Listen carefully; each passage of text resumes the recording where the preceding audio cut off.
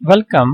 इस वीडियो में हम पढ़ेंगे टाइम सीरीज एनालिसिस का semi average method, explain and example solve even case. तो सेमी एवरेज मेथड का हम सीखेंगे कि ट्रेंड वैल्यूज कैसे निकालते हैं और इन केस ऑफ इवन केस, इसके दो केसेस है, इवन में अलग मेथड है और ऑड केस में अलग मेथड। तो इस वीडियो में हम पढ़ेंगे कि इवन केस में किस तरह से हम सेमी एवरेज मेथड के जरिए से एग्जांपल सॉल्व करते हैं। ये वीडियो इस चैनल के इस प्लेलिस्ट में होगा, स्टैटिस्टिक्स प्लेलिस्ट में, और इसका रेट मैं इस साइड पे रखता हूँ। सेमी एवरेज मेथड मैंने आपको इससे पहले पार्ट 3 में time series analysis part 3 video इस चैनल के स्टैटिस्टिक्स प्लेलिस्ट में मौजूद है। वहां पर मैंने आपको समझाया था कि free hand method and semi average method, तो उसमें भी मैंने एक दो एग्जाम्पल सॉल्व की थी। ये मैंने एग्जाम्पल सॉल्व की थी वहां पर, तो वहां पे ये भी आप देख लेना, इससे भी आपका हेल्प होगा पार्ट 3। तो वहां भी मैंने ट्रेंड लाइन ड्रा की।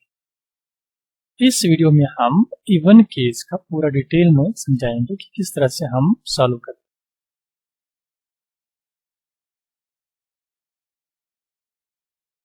Method of semi average. In this method, the whole data is divided into two parts with respect to time.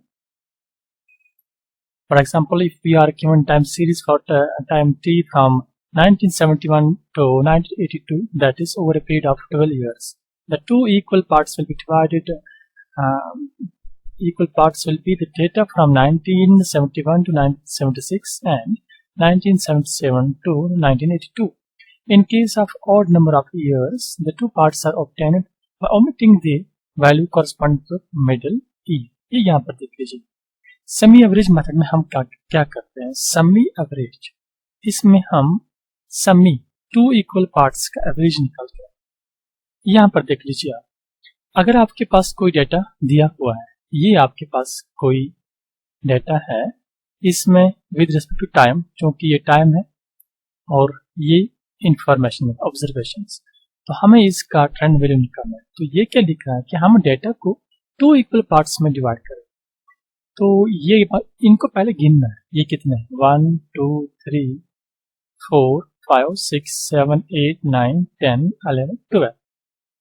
तो ये 12 टोटल ऑब्जर्वेशंस हमारे पास है। तो टाइम सीरीज क्या बोल रहा है कि टाइम सीरीज कि इस डेटा को हम टू इक्वल पार्ट्स में डिवाइड करते हैं। तो 12 का जब दो पार्ट्स हम करेंगे वो बनेगा 6। तो 6 ऑब्जर्वेशंस को एक साइड में हम रखते हैं, 6 ऑब्जर्वेशंस को एक साइड में रखते हैं। अब यहाँ पर देख लीजिए, हमारा 6 जो इंफॉर्मेशन आती है, 6 ऑब्जर्वेशंस 1 2 3 4 5 6, यहाँ तक हमारी 6 ऑब्जर्वेशंस। तो ये फर्स्ट हाफ बने, पहला पार्ट ये। इसके बाद यहाँ से ये 6 ऑब्जर्वेशंस। तो इस डेटा को हमने दो हिस्सों में डिवाइड किया, एक पार्ट इधर, फर्स्ट हाफ इधर, दूसरा पार्ट इस साइड। तो इसी पे इसका नाम रखा गया है सेमी एवरेज। यही ये यहाँ पर लिख रहा है, डेटा को हम टू इक्वल पार्ट्स में डिवाइड करते हैं, ये यहाँ पर ये लिख रहा है।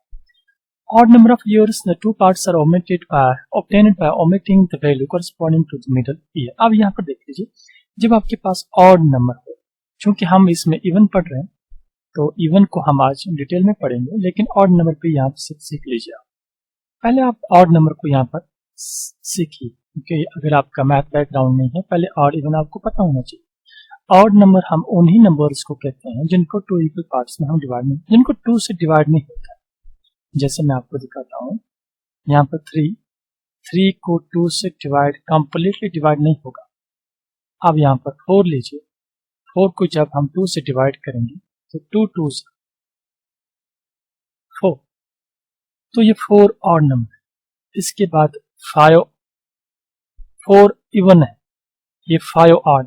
जब 5 को 2 से डिवाइड करेंगे ये आएगा 2.5, कंप्लीट डिवाइड नहीं होगा।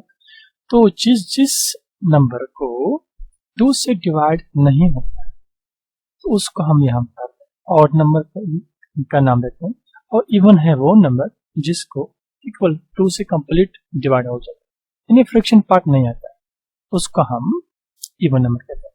अब 4 के बाद 5 ऑड, 6 इवन, 7 है ऑड और 8 इवन, इसके बाद 9 ऑड एंड 10 इवन। तो हमें ये इवन नंबर यही यहाँ, ये डेटा जो हमारा है ये इवन नंबर में।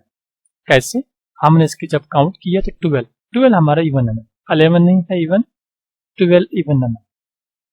अब ये लिख रहा है कि अगर आपका यहाँ पर नंबर, ऑब्जर्वेशंस का नंबर ऑड हो, इवन नहीं है, तो उस टाइम हम कैसे इसको डिवाइड करते हैं सेमी एवरेज में। अब आप यहाँ पर देख लीजिए, इस डाटा में इसको मैंने ऑड केस बना दिया।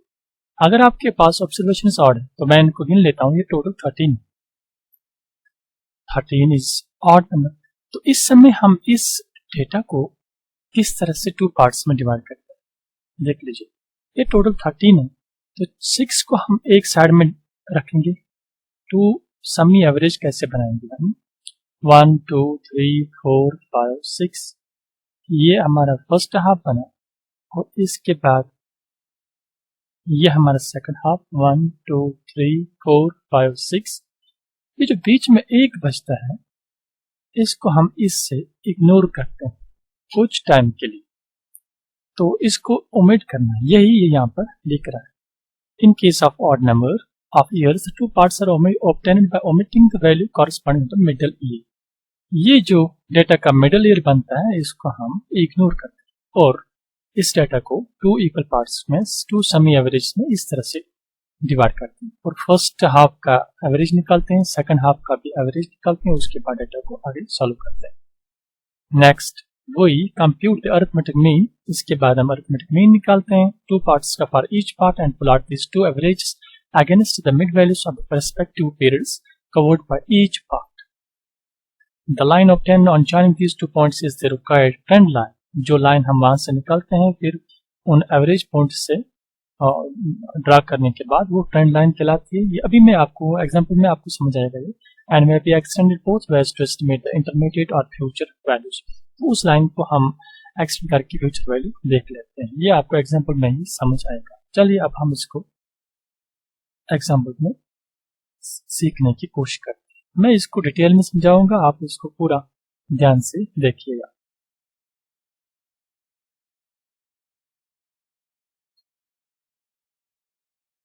Example: the number of deaths every month due to road accidents in a city during the year 1993 were as follows।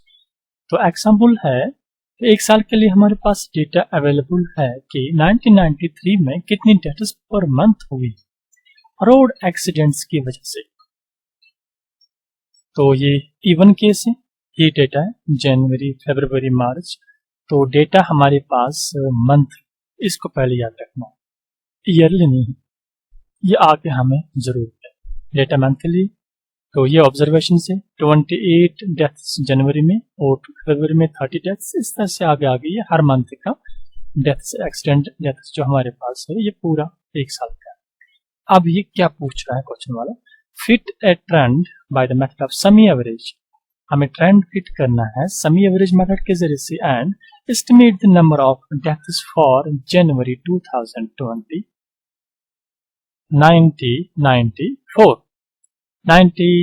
1994, क्योंकि ये 93 तक है, दिसंबर 93 तक, हमें 1994 का बताना है। फिर बताइए अगर दिसंबर तक की इतनी डेथ्स हुई तो अब नेक्स्ट ईयर 1994 जनवरी में कितनी डेथ्स पॉसिबल है इस मंथ में, ये हमें प्रेडिक्ट करना है।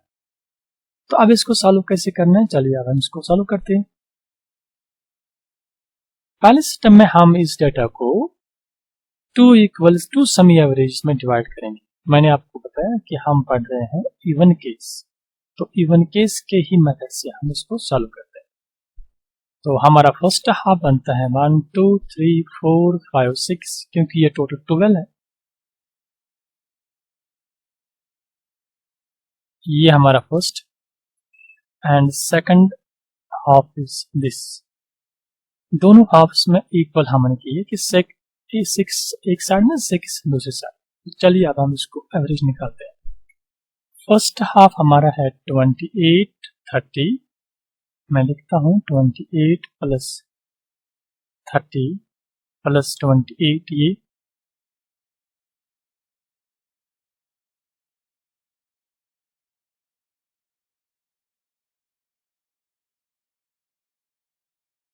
टोटल 6 वैल्यूज आना चाहिए क्योंकि 6 ही है, 1 2 3 4 5 6।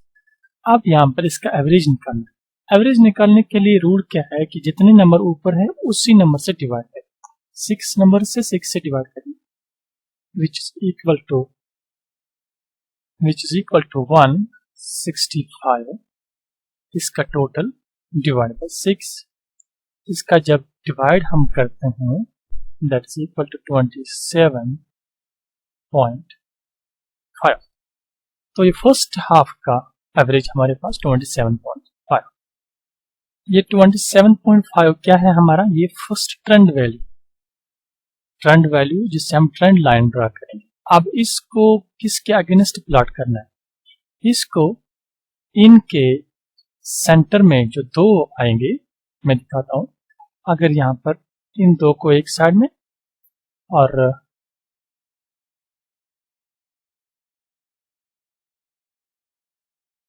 इन दो को एक साइड में करेंगे तो बीच में जो आते हैं वैल्यूज वो है ये 2 मंथ्स।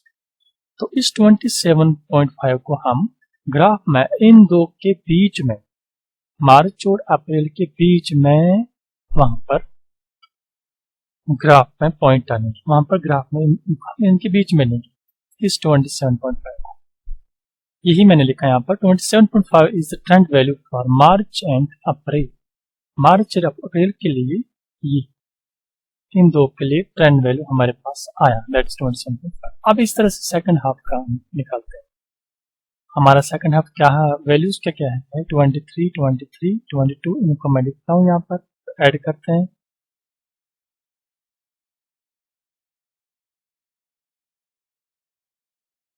प्लस 20 21 20,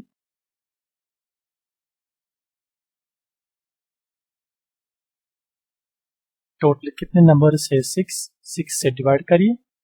तो इसका जब हम ऐड करेंगे विच इज इक्वल टू, जब आप इनका ऐड करोगे वो बनेगा आपका 129 डिवाइड बाय 6।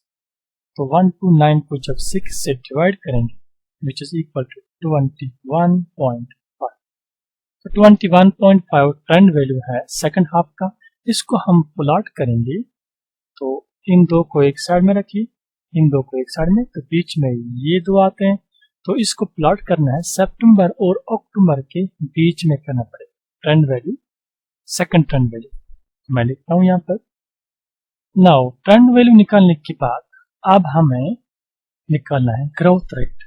अब इसकी ग्रोथ रेट जो डाटा है जो मंथली है, तो इसकी ग्रोथ रेट भी मंथली ही होगी। तो चलिए हम इसकी ग्रोथ रेट निकालते हैं। ग्रोथ रेट को कैसे निकालते हैं, second average, second semi average minus first semi average, ऐसे लिखना है। 21.5 माइनस 27.5, सेकंड ये है और फर्स्ट ये है, डिवाइडेड बाय, डिवाइड करना है हमने किस नंबर से इसको डिवाइड किया है। यहाँ पर चूंकि इवन केस से, इवन में ये इक्वली डिवाइड है 6 पार्ट्स में, तो जब ऑड होगा उस टाइम सेकंड में आएगा, दूसरा में करिए आप इसको माइनस। तो इसका माइनस 6, इन दो को माइनस करेंगे तो माइनस 6 आएगा, डिवाइड बाय 6। आप इसको डिवाइड करिए, 6 1 जार 6 1 जार 6, दैट्स इक्वल टू -1। अब ध्यान से देख लीजिए, ये -1 क्या निकला, मंथली ग्रोथ रेट। तो इस डेटा की जो ग्रोथ रेट है, जो ग्रोथ रेट हमें चाहिए किस ग्रोथ से यहाँ पर ये एक्सीडेंट्स पर मंथ चेंज हुआ है, तो ये -1 है। -1 मीन्स इसका जो ग्रोथ रेट है हर मंथ में एक एक कम हुआ है। ये वैल्यू बताता है हमें कि इस डाटा का जो एक्सीडेंट्स पर मंथ एक एक कम हुआ है, -1 हुआ है। तो इस ग्रोथ रेट को अभी आगे भी यूज करना पड़ेगा। तो वहां पर हम इसका मॉड लेंगे, mod of -1 that's equal to +1। तो यहाँ पर इसको याद रखिए ग्रोथ रेट क्या होगी।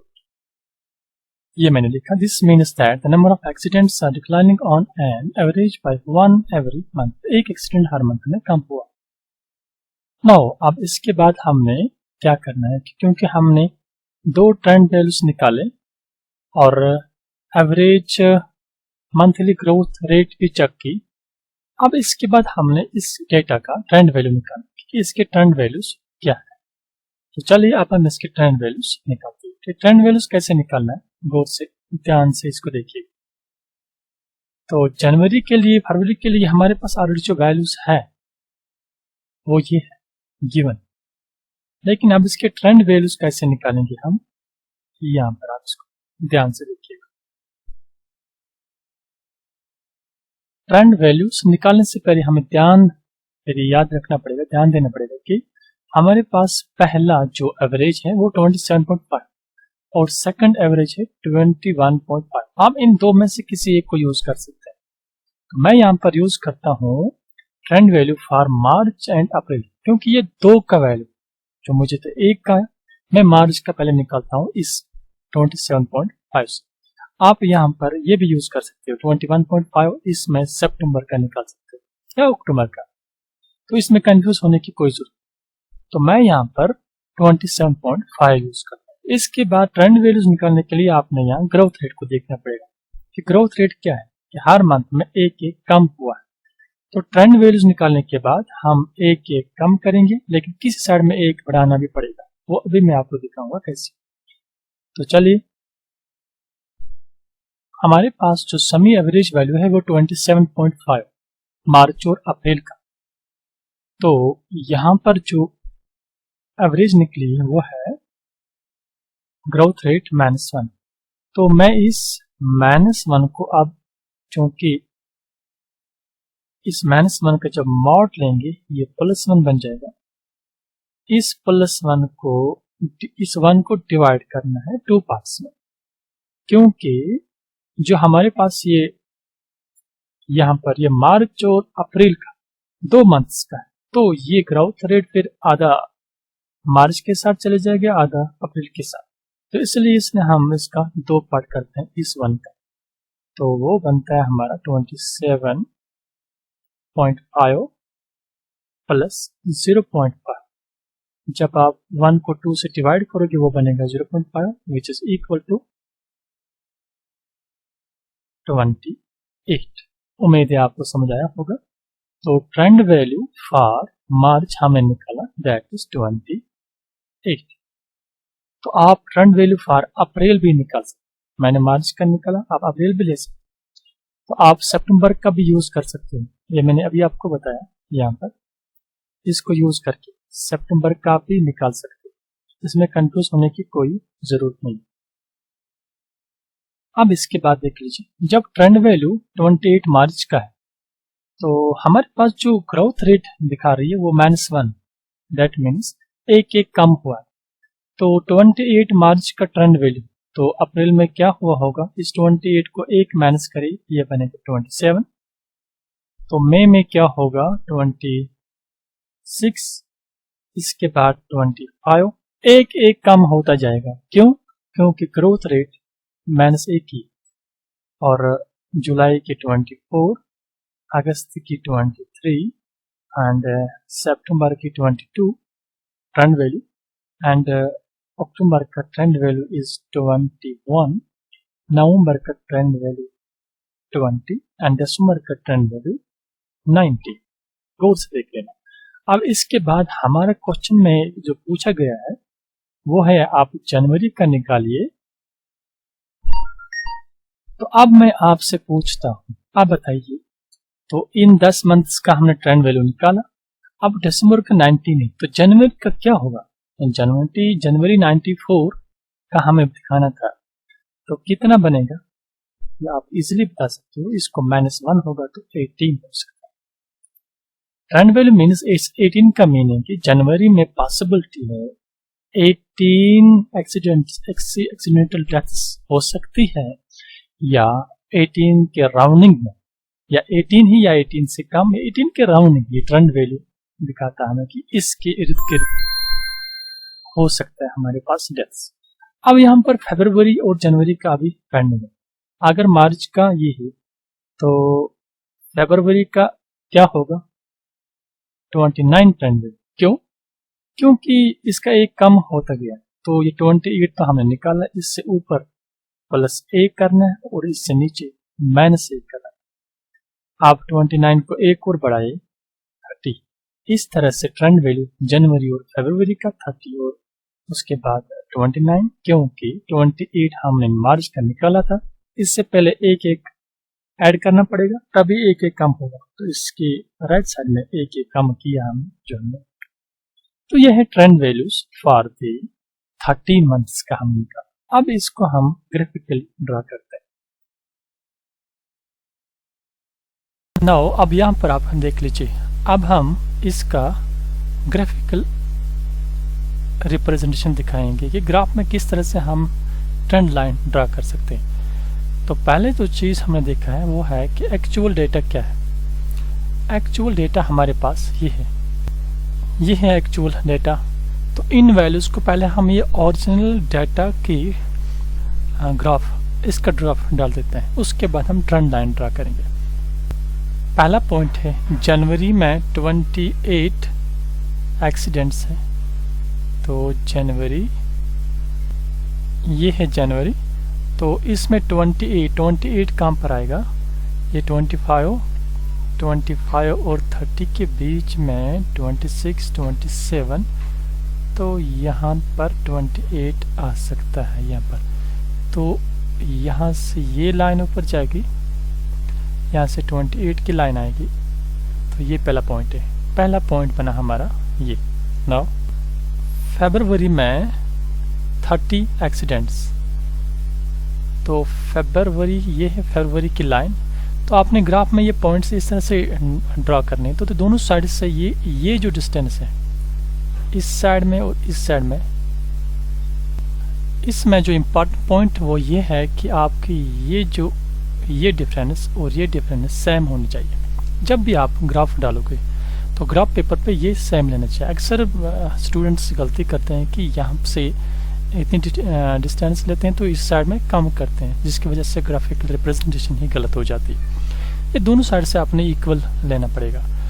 तो अब यहाँ पर पहला पॉइंट तो आया हमारा। अब सेकंड पॉइंट हम चेक करते हैं। ये सेकंड पॉइंट इज फरवरी में 30, तो फरवरी इज हियर, ये फरवरी की लाइन है। अब इस साइड में 30 कहाँ पर है, ये 30 है, तो नीचे से फरवरी की लाइन ये हमारा सेकंड पॉइंट बना। नाउ मार्च में 28, ये है मार्च की लाइन, और इस साइड में 28, ये है 28, यही लाइन, ये पॉइंट बना। नाउ इसके बाद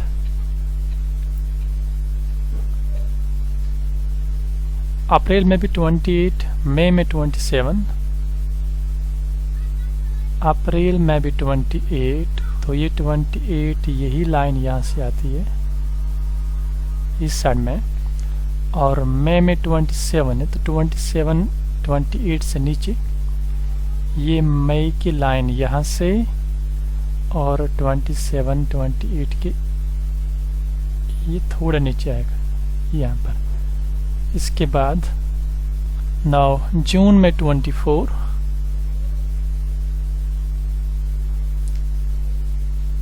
ये है जून, और इधर से 24, ये 20, और 20 और 25 के बीच में यहाँ पर 24 आ सकता है। जून में 24, ये वाला पॉइंट हो सकता है।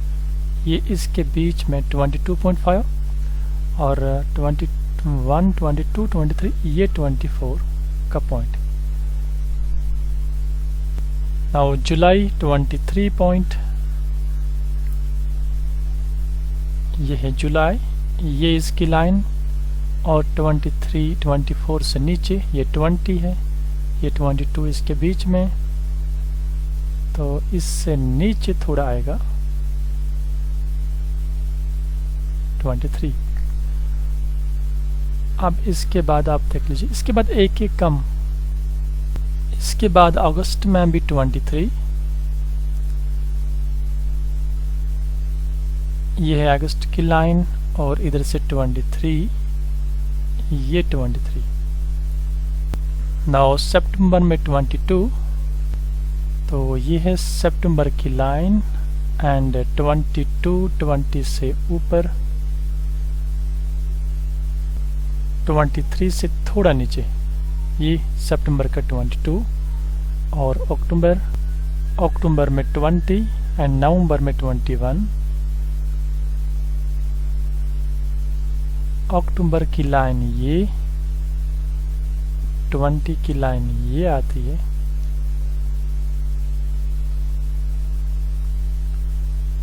ये अक्टूबर और नवंबर में 21, ये नवंबर की लाइन 20 से थोड़ा ऊपर।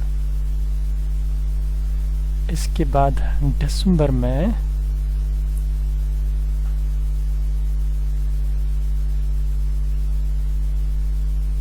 है। नाउ दिसंबर, ये लाइन दिसंबर, इधर से 20 देख लीजिए कहाँ पर है, ये है 20 की लाइन। जहाँ पर एक कट करते हैं वही पॉइंट बनता है। तो इस तरह से हमारा ओरिजिनल ग्राफ लाइन ये है। ये है ओरिजिनल डेटा की लाइन। अब हम ट्रेंड लाइन डालेंगे। तो ट्रेंड लाइन मैंने आपको बताया ये कैसे डालते हैं। तो ट्रेंड के जो 2 पॉइंट्स है, एक पॉइंट है हमारा 21.5, दूसरा है 27.5। तो 27.5 को अप्रैल और मार्च और अप्रैल के बीच में वहाँ पर डालना है, और 21.5 को सितंबर और अक्टूबर के बीच में डालना है। तो चलिए हम इसको ग्राफ में प्लॉट करते हैं और ट्रेंड लाइन ड्रा करते हैं। मार्च और अप्रैल के बीच में, ये मार्च और अप्रैल के बीच में जो पॉइंट बनता है वो ये है,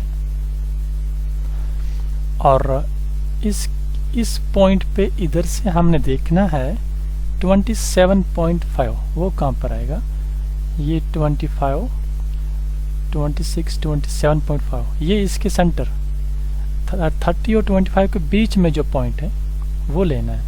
तो यहाँ से ये लाइन जाएगी ऊपर, लाइन नहीं इसके बीच में जाएगी, तो उधर से ये वाला पॉइंट आएगा, ये पॉइंट बनता है इधर से 27.5 और इधर से मार्च और अप्रैल के बीच में। तो नेक्स्ट पॉइंट है हमारा सितंबर और अक्टूबर के बीच में 21.5। सितंबर और अक्टूबर के बीच में जो यहाँ पर डालना है इसके सेंटर में, ऊपर से 21.5, इस साइड में 21.5 कहाँ पर आएगा, ये 25 और 20 के बीच में 22.5 और 21.5 इससे नीचे, तो ये वाला पॉइंट बनता है। तो इस तरह से यहाँ से ये और उधर से वो पॉइंट, दैट मीन्स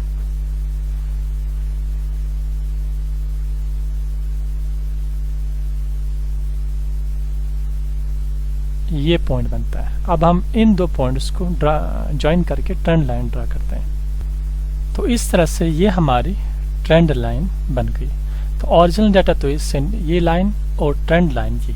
तो अब हमें प्रेडिक्ट करना था कि 19 यहाँ पर बताना था कि फ्यूचर में 1994 जनवरी में कितने एक्सीडेंटल डेथ्स पॉसिबल है, जो रोड एक्सीडेंट्स डेथ्स। तो अब हम इस ट्रेंड लाइन पे देखेंगे, गौर से देख लेना। मैं कैसे इसको देखूंगा, इस जनवरी से जो ये इस पॉइंट से जो लाइन ऊपर जाती है उसको ट्रेंड लाइन पे यहाँ पर लेंगे, और इससे जो लाइन इधर जाएगी, इधर वो देखेंगे वो कौन सा पॉइंट है। ये देख लीजिए, इस पॉइंट से नीचे ये लाइन है और इस लाइन से थोड़ा ऊपर ये पॉइंट आता है, और यहाँ से सीधा आप इधर आ जाइए, ये वाला पॉइंट आता है।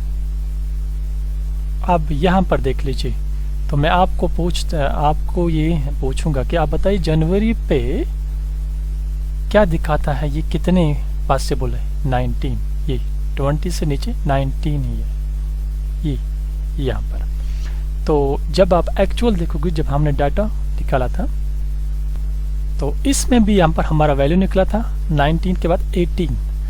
तो यहाँ पर अगर भी आप ग्राफ में देखोगे, ये वैल्यू उस वैल्यू से मैच करता है। ये भी 18 ही है, यहाँ पर 19 नहीं है 18 है, क्योंकि 20 और 15 के बीच में यहाँ 17.5 17.5, तो ये 18 ही बनेगा 19 से नीचे। तो इस तरह से हम प्रेडिक्ट करते हैं कि यहाँ पर आगे नेक्स्ट जो कमिंग टाइम है उसमें क्या प्रेडिक्शन है, कितने पॉसिबल एक्सीडेंट्स हैं। तो predicted value, trend value that is 18 के इर्द गिर्द ही एक्सीडेंट पॉसिबल है। तो ये था एक important method for even case हमने किया।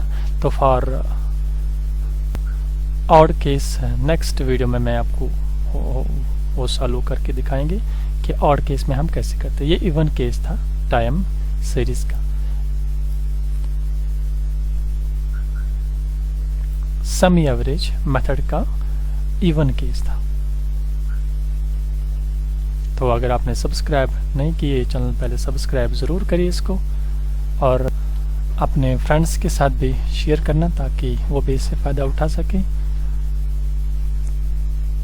कोई कन्फ्यूजन हो तो कमेंट में ज़रूर लिखना, मैं कोशिश करूँगा उस कमेंट का जवाब देना और नेक्स्ट वीडियो में आपको उस कन्फ्यूजन को दूर करने की कोशिश करूँगा।